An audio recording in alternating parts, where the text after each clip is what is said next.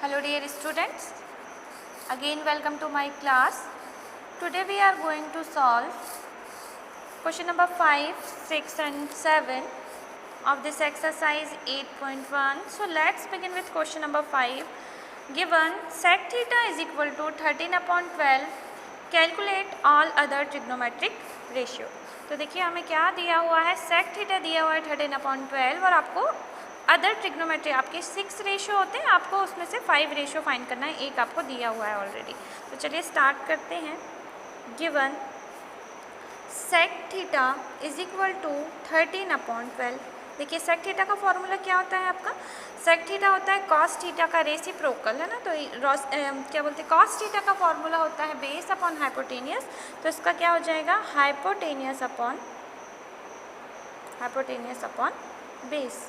ये हो जाएगा 13/12। अगर हम कंपेयर करें तो हाइपोटेनियस है 13 और बेस क्या हो जाएगा आपके पास 12। तो हाइपोटेनियस क्या हो जाएगा आपके पास 13, बेस हो जाएगा आपके पास 12।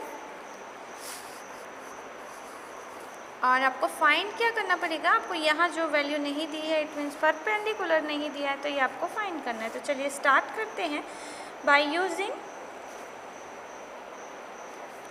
Pythagoras theorem.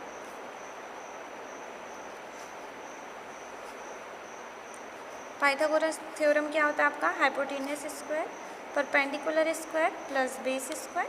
तो हाइपोटेनियस स्क्वायर यहाँ पर देखिए, हाइपोटेनियस की वैल्यू क्या है 13 स्क्वायर, परपेंडिकुलर आपको पता नहीं है, बेस क्या है आपके पास 12 square, 13 square it means 169, perpendicular square base ये हो जाएगा 144। ट्रांसपोज करेंगे तो 169 minus 144 perpendicular square.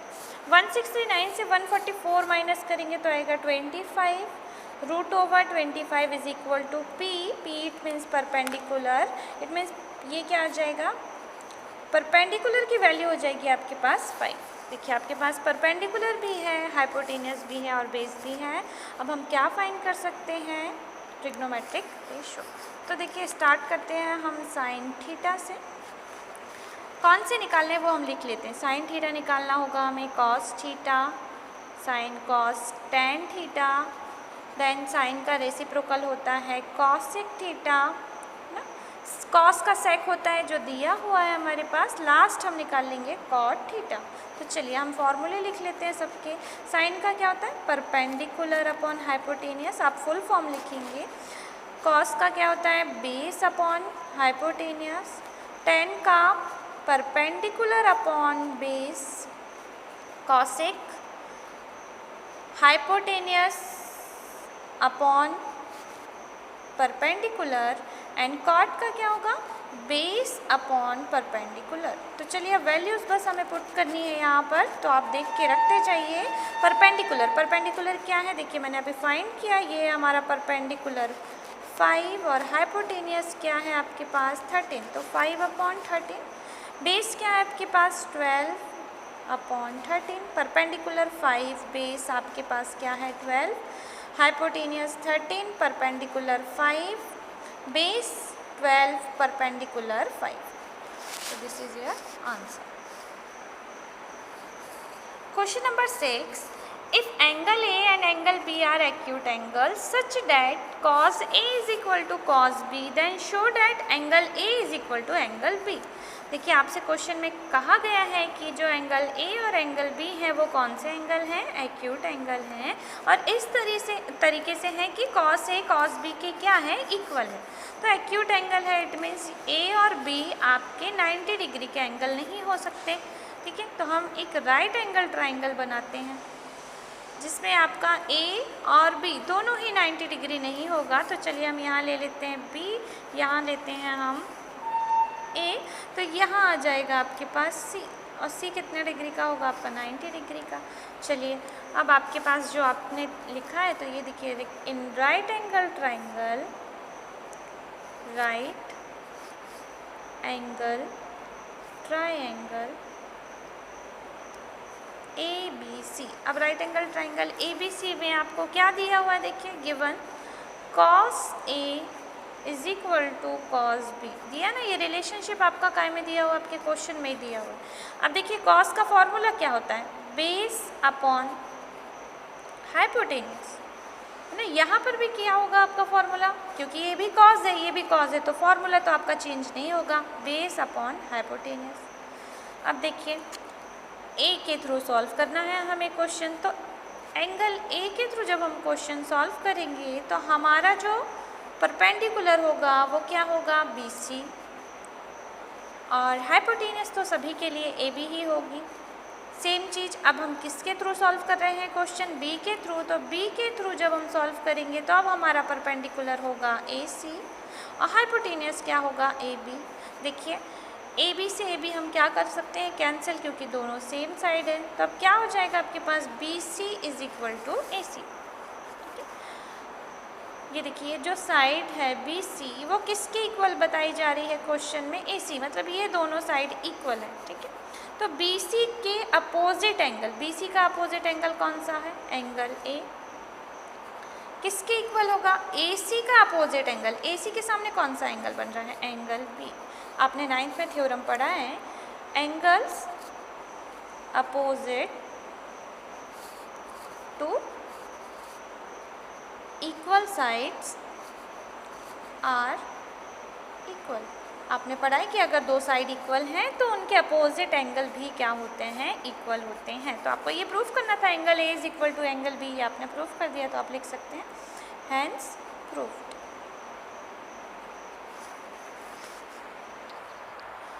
Question number 7, if cot theta is equal to 7/8। देखिए आपका कॉट थीटा की वैल्यू क्या दी हुई, 7/8, तो अवैल्यूट आपको ये और इसके फर्स्ट और सेकंड की वैल्यू आपको फाइंड करनी है, ठीक है। तो हम स्टार्ट करते हैं, जो हमें दिया हुआ है, it means given cot theta is equal to 7/8। तो कॉट थीटा का फॉर्मूला क्या होता है, कॉट का फॉर्मूला होता है आपका, ये tan का अपोजिट होता है, रेसिप्रोकल होता है, तो उसका होता है परपेंडिकुलर अपॉन बेस, तो इसका क्या हो जाएगा, बेस अपॉन परपेंडिकुलर, ठीक है, base upon perpendicular, it mean 7/8। तो ये हो जाएगा, यहाँ कंपैरिजन करेंगे तो बेस हो जाएगा 7 एंड परपेंडिकुलर क्या हो जाएगा आपके पास, 8 हो जाएगा। आपको फाइंड क्या करना पड़ेगा, हाइपोटेनियस। तो by using Pythagoras theorem, Pythagoras theorem से क्या हो जाएगा, hypotenuse square perpendicular square plus base square. तो हाइपोटेनियस हमें पता नहीं है, परपेंडिकुलर है हमारे पास 8 एंड बेस है 7, तो 8 स्क्वायर 64, 7 49, जब आप सम करेंगे तो इसका आएगा 113। It means value of h is equal to √113। तो ये आ गया आपका हाइपोटेनियस। अब देखिए आपको क्वेश्चन में फर्स्ट और सेकंड दोनों में ही देख लीजिए किसकी ज़रूरत है, साइन थीटा, कॉस थीटा और कॉट थीटा। तो ये तीनों की वैल्यू आप फाइंड कर लीजिए। तो क्या आ जाएगा, देखिए साइन थीटा, कॉस थीटा और एक और हमें क्या फाइंड करना है, कॉट थीटा। तो हम फॉर्मूला लिख लेते हैं, इसका क्या होता है, परपेंडिकुलर अपॉन हाइपोटेनियस का बेस अपॉन हाइपोटेनियस, और इसका क्या आ जाएगा, कॉट थीटा। तो देखिए आपको गिवन है 7/8, तो इसे फाइंड करने की भी आपको ज़रूरत नहीं है। तो बस ये दोनों चीज़ आप फाइंड कर लीजिए। तो यहाँ परपेंडिकुलर क्या है, देखिए परपेंडिकुलर है 8 और हाइपोटेनियस अभी हमने निकाला 100 √113। ये क्या हो जाएगा आपके पास, अब सेकेंड बेस √113। चलिए, तो हमें फाइंड करना था क्या, 1 plus sine theta 1 minus sine theta 1 plus cos theta 1 minus cos theta. तो देखिए यहाँ पर सबसे पहले तो आइडेंटिटी यूज़ हो रही है, आपने पढ़ा है a plus B A minus B, a plus B A minus B. तो हम इस आइडेंटिटी को यूज़ करेंगे, a plus B A minus B is equal to A square minus B square. तो यहाँ से कन्वर्ट करेंगे तो क्या हो जाएगा, 1 square minus sine square theta upon 1 square minus cos square theta. तो ये हो जाएगा 1 minus sine square theta upon 1 minus cos square theta. देखिए आपने साइन थीटा कॉस थीटा की वैल्यू निकाल ली है। साइन थीटा की वैल्यू क्या आई थी आपकी, साइन थीटा की वैल्यू थी आपकी 8/√113 और कॉस थीटा की वैल्यू थी 7/√13। तो अब इन वैल्यूज़ को हम इसमें पुट करते हैं तो क्या आ जाएगा, 1 माइनस 8 अपॉन रूट ओवर 13 का whole square, then 1 minus 7 upon root over 113 whole square. ये क्या हो जाएगा जब आप एल यहाँ करेंगे तो 1 minus 8 square, it means 64 upon 113। जब हम जैसे √3 इंटू √3 करते हैं तो क्या आता है 3, तो ऑब्वियसली रूट ओवर 113 का मल्टीप्लाई करेंगे तो क्या हो जाएगा 113। तो 1 माइनस 7 7 जा 49 अपॉन 113। अब हम एलसीएम लेंगे, यहाँ कुछ नहीं है, इट मीन्स 1 अपॉन 1 अपॉन 1 है, ठीक है। तो ये हो गया 113 माइनस 64। नीचे हम सॉल्व करेंगे तो क्या हो जाएगा, अगेन 113 माइनस क्या हो जाएगा 49। 113 से 113 क्या हो जाएगा कैंसिल। 113 से 64 माइनस करेंगे तो आएगा 49, और 113 से 49 माइनस करेंगे तो क्या आ जाएगा 64। तो ये आपका फर्स्ट का आंसर। अब आपको सेकेंड क्या फाइंड करना था, सेकेंड आपको फाइंड करना है कॉट स्क्वायर थीटा, और कॉट की वैल्यू आपको क्वेश्चन में ही दी हुई थी 7/8, तो इसका कर देंगे हम स्क्वायर। तो 7/8 मीन 7 स्क्वायर होगा 49 एंड 8 स्क्वायर 64। Thank you.